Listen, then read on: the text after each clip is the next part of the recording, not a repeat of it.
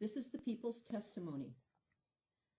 God of the weather, chariot of the storm, master of rain and torrents, son of the strength of Mother Earth, I ask you to grant me that strength for myself, you who are so great that you cannot walk across the rainbow bridge without breaking it, you whose tree is the mighty oak.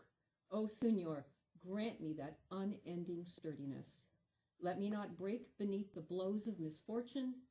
Keep me from being crushed when the powerful stomp their large feet on the smaller ones below. You who are the guardian of the common man, you who care for the farmers and workers, look upon me here in this place where I am, only one of many, and protect my steps. Make me resilient and mighty as your own arm. Make me unbreakable, you who are a friend of man. I ask for one small percentage of the vigor of the right arm of the thunderer, that I might brave the tempest and stand firm in the gales.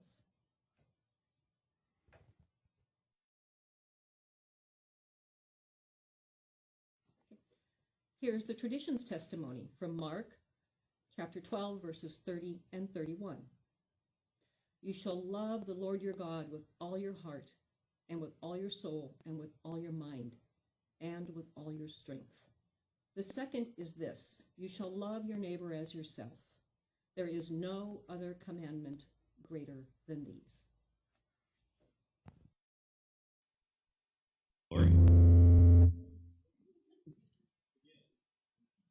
Yeah, no, that's okay. I mean, I think it's appropriate for there to be some thunder in this service, right? Today is a special treat for us. Some of you have met Ruin before, Ruin Riggs. Some of you haven't. All of you get to hear him today. Ruin, can you come on up?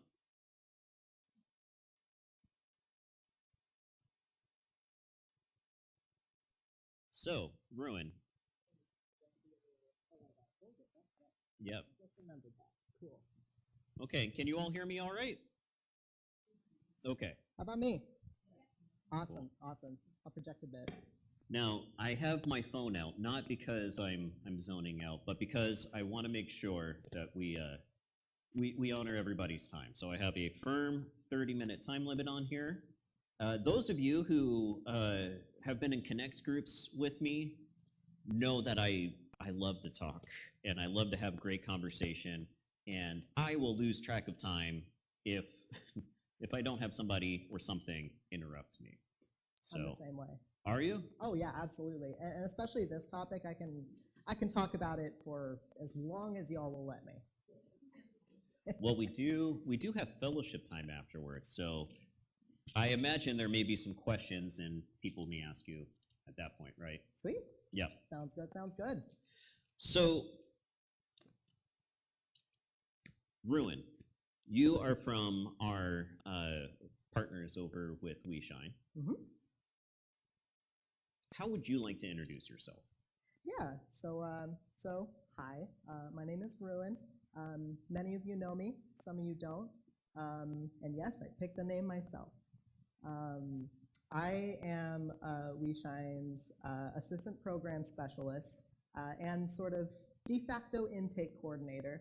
So I oversee the facilitation of filling what will be all 3 of our villages, and then more to come eventually. So that's kind of what I do. And in the other hat I wear is I'm working on my master's degree in social justice and community organizing, which I am like this close to being done with. So I'm really excited about that. Thank you. Now, you're with We Shine, and while most of us are familiar with our partners over there, I think we could all use a refresher. What does We Shine do? What's your mission? Yeah, so basically, we build and operate transitional microvillages for underserved portions of the homeless population. So as you know, we have a lot of like traditional sort of congregate shelters, in the area, and that is not everybody's speed. So we thought it would be more sustainable and potentially give our unhoused neighbors more options by creating this thing where you can live in these like small little transitional communities that fit snugly in any neighborhood, and so we are hoping to pave the path for people to get housed, and we've been pretty successful towards that end. We've had a number of graduates, and there's more successes to come. And one of the things I really like about We Shine is that all of our policies are kind of living documents, so we can course correct and adjust as needed with villager input. So it's lovely. It's a really good deal. Good. Well, I'm personally so grateful for you and everybody else over at We Shine. But that's not what we're here to talk about today. I just wanted to make sure we could plug it. Oh, absolutely.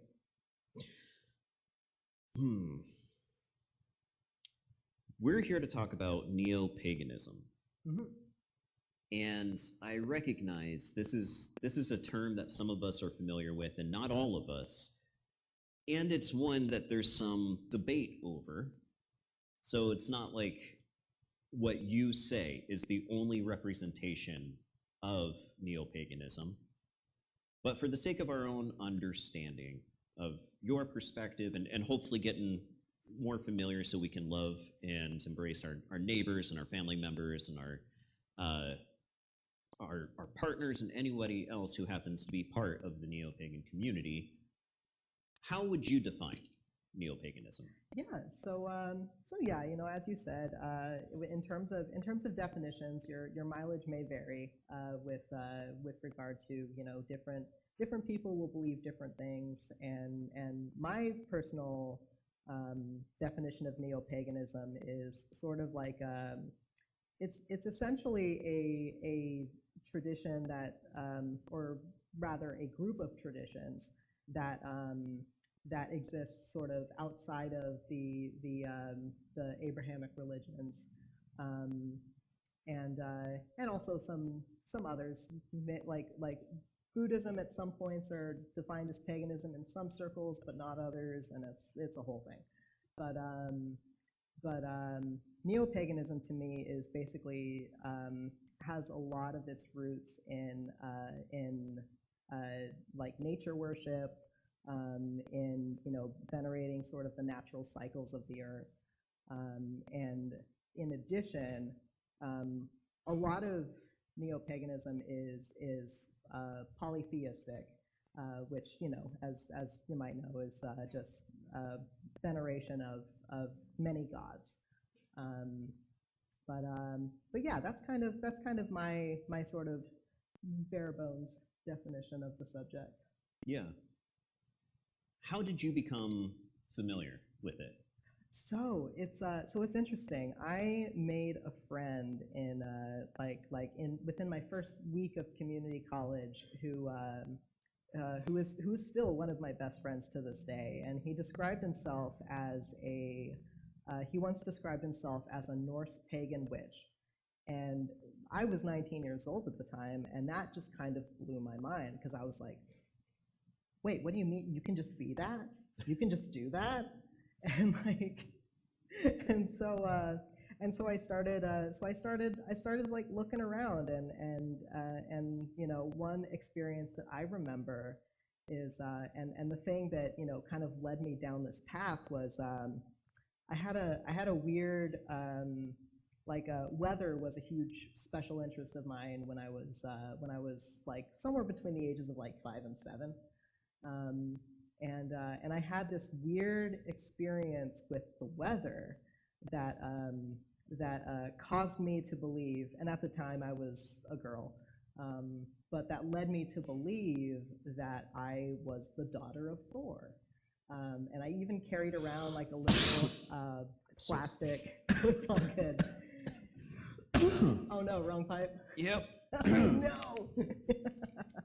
Right into the microphone too. Oh no.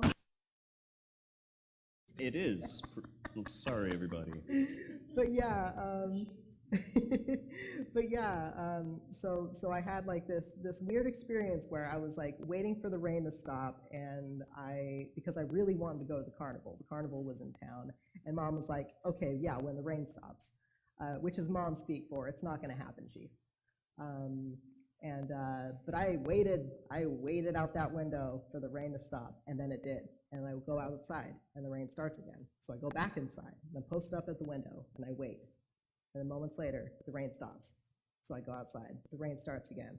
And true to form, I was like, I have a gift.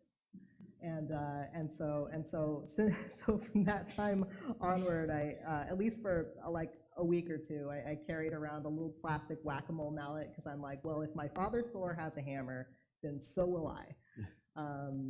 And then years later, the belief kind of faded, but the weird weather stuff kind of followed me through important parts of my life, to the point where I ended up telling that story to somebody that I knew who had been a witness to like some of the weird weather shenanigans, and so I was like, so I told her that story, and from then on she would be like, well, daughter of Thor, you've done it again. It was pouring rain and now it stopped, it's just, too many coincidences for me to kind of let that one pass unnoticed, Yeah. It sounds like you feel most connected to what I might call the divine through nature and through weather. Yeah, and that's just been kind of a thread throughout your life. Exactly.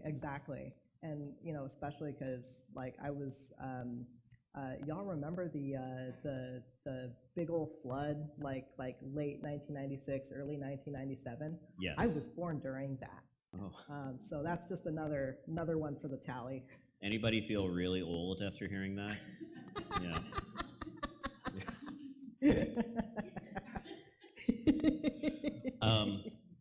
So what's the difference between historical paganism that we might have studied when we were in like school, social studies, history class, and Neo-Paganism?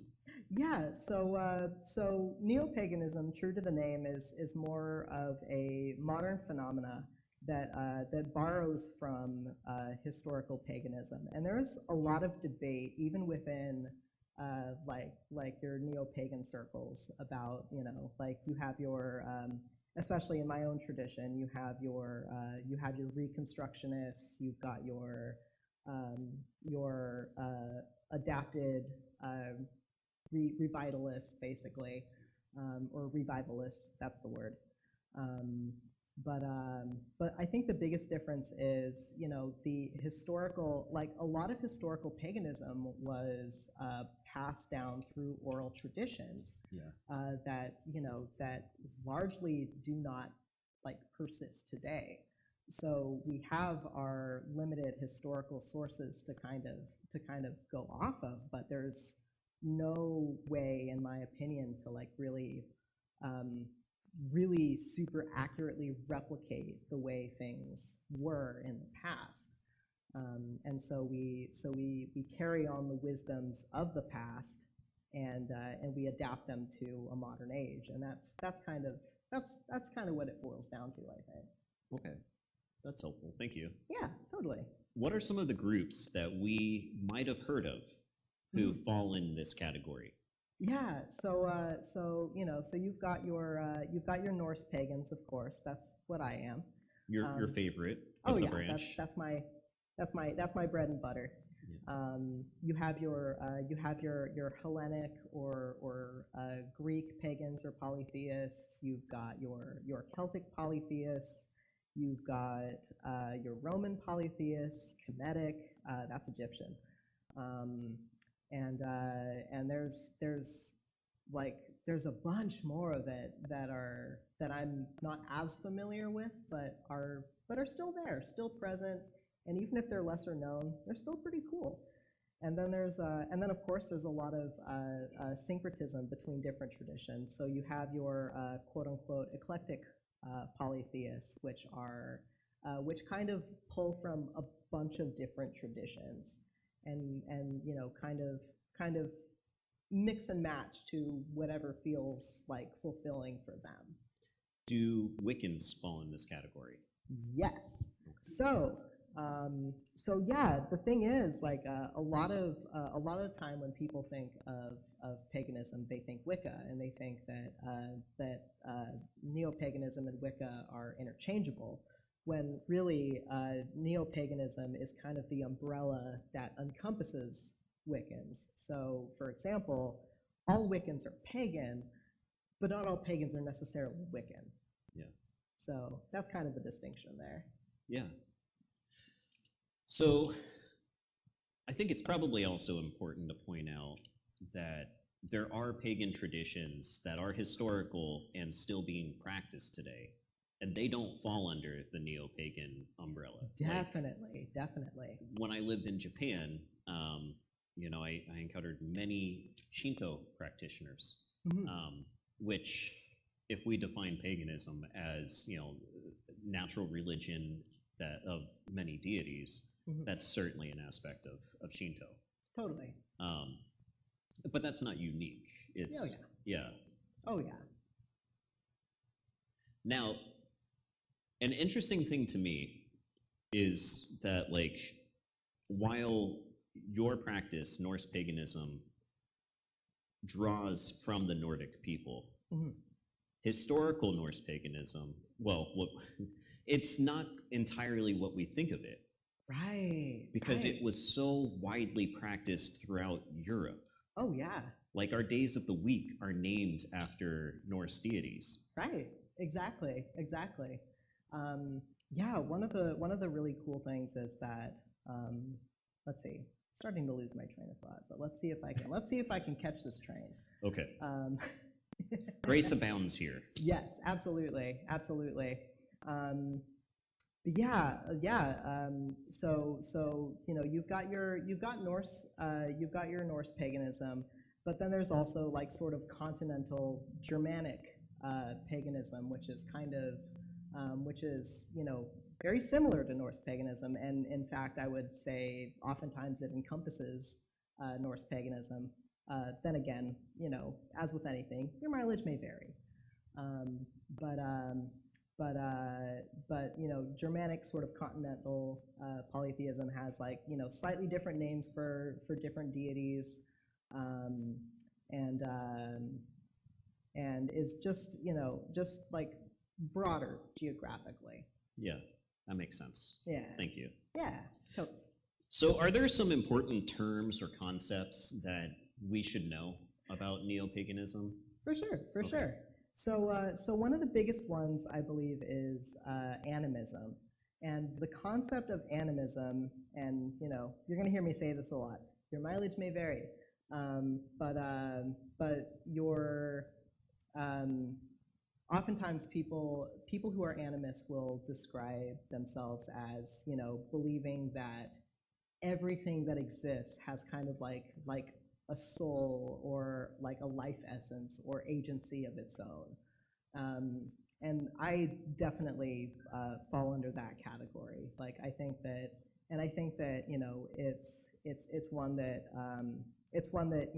cultivates respect for sort of the natural world, and even if you're taking resources from the land, it's important to give thanks for the fact that it's there, and to recognize that, especially when it involves, like, ending a life to nourish your life, as in the case of, like, eating animal products, for example. It's, an animist take might be that, even if you are ceasing a life to nourish or supplement your own life, it's important to give thanks to that creature, and to really appreciate that sacrifice. So this would be different than when Christians will sit around a table and say, "Thank you, God, Mhm. for this creature or for this food." Mhm. In your practice, you would say, "Well, thank you, cow. Thank you, Yeah. wheat." Yeah, Okay. it's like thank you to the thing directly, but also, but also you might thank you also might thank whatever God has that domain of, of like for example, Thor, my main man Thor. Um, he in sort of the mythology, he has got a crazy huge appetite, and so eating food and doing so mindfully can be like kind of an offering to Thor, in that sense, where you're kind of like sharing the food, sharing the experience, while also giving thanks to whatever creatures or plants or animals had to not exist to Yeah. be on that plate there, We too believe that eating food is an aspect of worship. That's why we love our potlucks so much, right? I'm always excited for potlucks. Oh, absolutely. How could you not be? Right? Are there any other terms? Yeah, so one that sticks out to me is orthopraxy versus orthodoxy. And the way that I have been taught is that orthodoxy is essentially just right belief, whereas orthopraxy is right practice. And you can have both, you can have either or. But there is significant emphasis in Neo-Paganism on orthopraxy. So one of the interesting things about Neo-Paganism is that there are no like, I mean there are priests, but I don't think they like, well, actually they can be like kind of a traditional sort of priest-like entity, but let's see, where was I going with this? Orthodoxy, orthopraxy, Yes. holders of tradition. Yes, that's the one.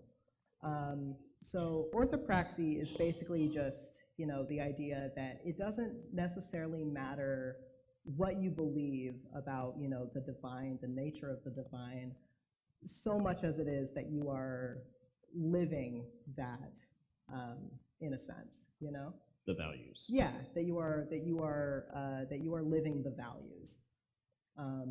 So for example, I have sort of my own theories about divinity and the nature of divinity, as we discussed recently.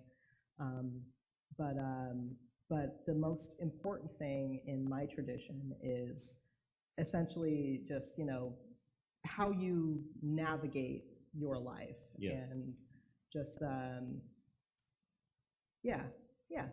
How you navigate your life. Yeah. Just are you doing it? Are you living the way that Thor or Odin might like? Right, absolutely. And even then, that brings up an interesting thought. One of the most interesting things about my tradition in particular is that you can absolutely argue with the gods. You super can, and you can fling like playful insults at them, and which is wild to a lot of people. But like, as long as you are doing so, like it's like like for example, I'll be like, like damn it, Odin, and but Odin knows I love him, so so it's fine. Yeah. Okay. Yeah, it's kind of fascinating. I think that is helpful to understand. Like,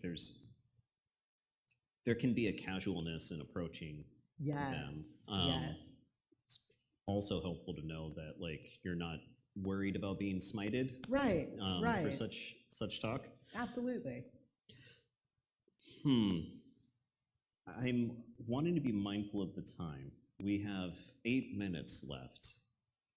And if you're like me, you have a lot of questions too. and I would really like to get to those. I can imagine some folks wanting to know, like, how exactly do you practice this? Or you might be wondering, like, how do I show love to my family members or my friends who happen to be part of this tradition? Do I not invite them over for Christmas? You know, is that insulting? Yeah, let's see what questions we have in the room. Yeah. And I'll walk around and say them nice and loud. Ah, Travis. Travis will walk around. I didn't want to put you to work again. You've been so gracious with this. All right. Well, as long as you're comfortable taking a stroll, we have a question right over here.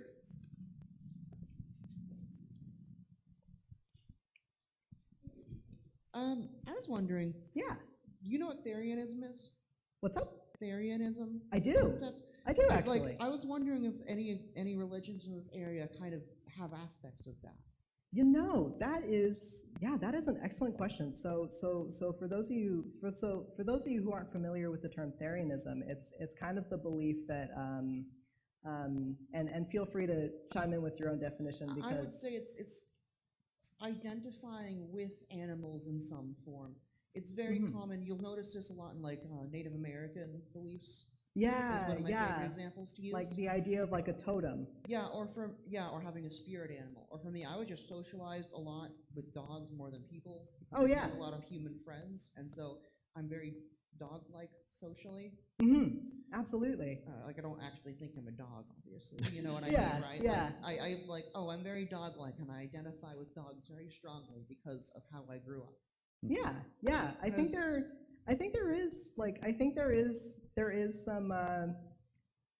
is some overlap. Like, if only in the sense that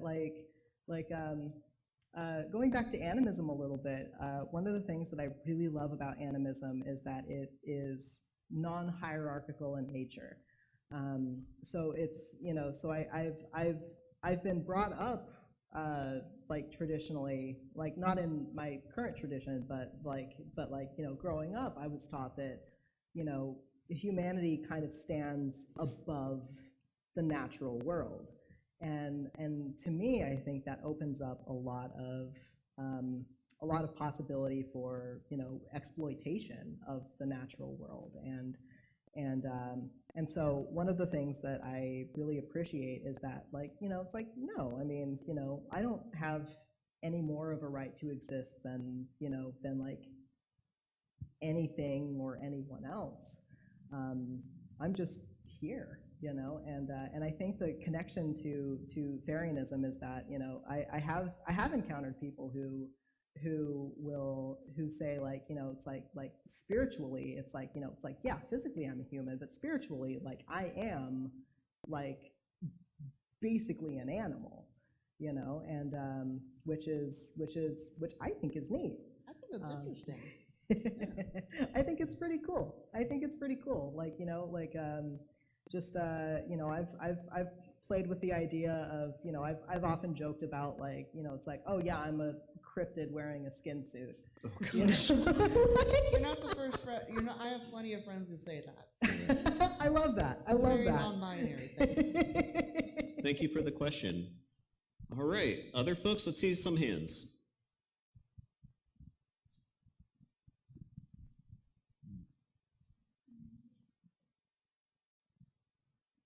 Yay.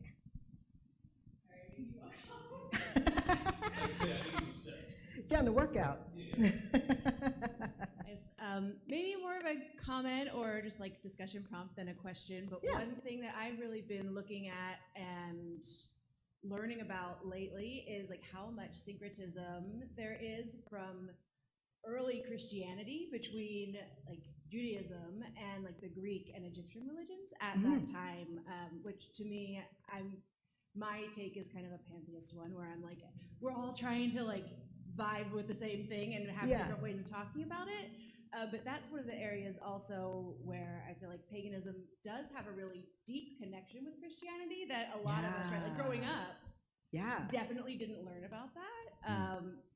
And a lot of churches wouldn't teach you that, but there's so much there, and I don't know, it's really interesting. Absolutely. I was actually telling Giuseppe recently that that one of the things that I really appreciate, like in my own tradition, is because like traditional like Norse and Germanic paganism was passed down through oral tradition. That tradition could have easily died out with sort of the Christianization of Europe broadly and Scandinavia, but there were Christian scholars that wrote down basically everything that we have to go off of. And so, it's so I think that the syncretism between at least those two things is almost kind of inevitable. Yeah. Because we are seeing our beliefs through sort of the lens of a Christian scholar, and you can get into sort of like deconstructing and like kind of parsing, like kind of separating the two. But I think it's really neat that those folks were like, yeah, this folklore stuff is cool. We're gonna write it down, Yeah, we've had a few conversations about this ourselves. Christianity is often discussed. It's depicted as a river, right? And it's just one stream. Mm-hmm. It came from one source, and it has one destination. But the truth is, like many rivers, it's fed from other rivers and the tributaries of other sources, lakes and groundwater, rain. And yes, it has an outlet, but it carries those waters with it to that outlet. Mm-hmm. And it could even be multiple branches, right? Yeah, exactly. So, we see in the Hebrew Bible and in the Greek New Testament Bible that there are indeed ideas that are carried by other traditions that make their way into Christianity and Judaism. And the original version of Yahweh and Elohim worship was much closer to pantheism than many of us know, because we've not been taught that. I think the strongest case we can make for the writings we have, like our earliest writings, is that they're henotheistic. Like, yeah, there may be other gods out there, but our God's the best one, and that's the one we're choosing. Mm-hmm. Right? Yeah, yeah. And that is not completely unique. Mm-hmm. And it's hard to put that in a blender with so much of the stuff in the New Testament that does have more of a singular focus. Not all of it, but most of it. I think sometimes we feel challenged if we're not completely unique. Is that fair? Am I the only one who feels like maybe that's some of it? We get some insecurity if we're not completely unique? Yeah. I think there's a lot to be said for that. I mean, it's a trapping that I have fallen into many a time. Yeah. I think a better way of understanding it would be like we're in conversation. Right. We're evolving and changing. And it's not just one stream. It's not just one voice. It's multiple. There's a back and forth. Mm-hmm. Yeah. If there's one thing I've learned is that like nature, the universe, the cosmos, it doesn't work in binaries. Yeah. There's no way to really separate two things cleanly because everything's connected. Everything's connected. Yes. That's one of my favorite horses to, well, I need to come up with a better phrase. That's one of my favorite subjects that I talk about probably too much. There will be no beating horses to death here in this pulpit. So we're at time, but there's one last question I want to ask, and this is important to me. Yes. So in our pages of Scripture, we do see some competition between those that our writers refer to as pagan, or they happen to be explicitly pagan traditions in a classical sense. And they're vilified because our writings are often from the perspective of we are the ones with the correct view and they're the wrong ones. And I think it's okay for us to be differentiated and have our own opinions and our own views on things. I've never had a conversation with you when I'm like, man, I think Ruin's only going to be comfortable having a friendship with me if I become polytheistic and start worshiping Thor. Right. You know, you respect that we're different, and we can still have a real civil conversation about those with mutual respect. Absolutely.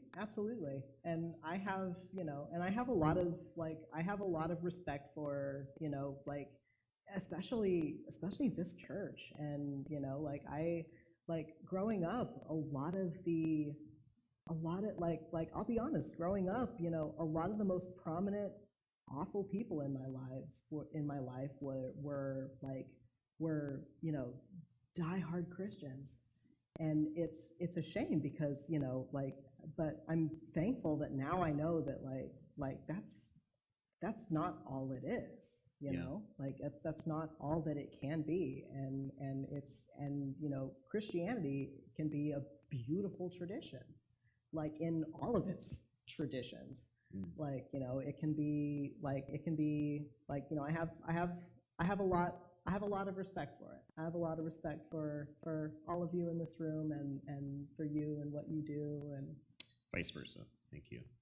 So my question is, how do we treat our pagan neighbors more respectfully?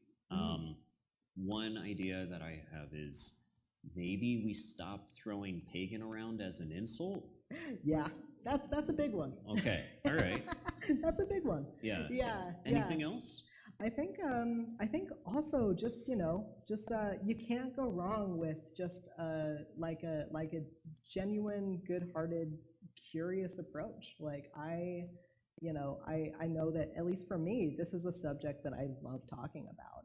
And so when people are curious about it, when people have questions about it, it's not something that they're familiar with, I'm happy to oblige. I am happy to oblige. Yeah. But approach it in good faith and curiosity, genuine curiosity, and that'll get you real far. I love that. I find that to be a challenge in much of my life, is practicing good faith curiosity. All right.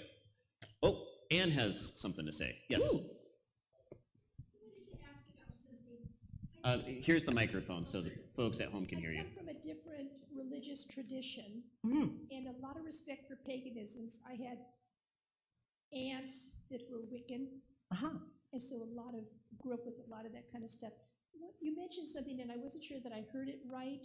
Oh, yeah. Kind of like the right to quibble with God. Yeah. And so I had friends and stuff that were Catholic, and that was like a verboten, no, you do not.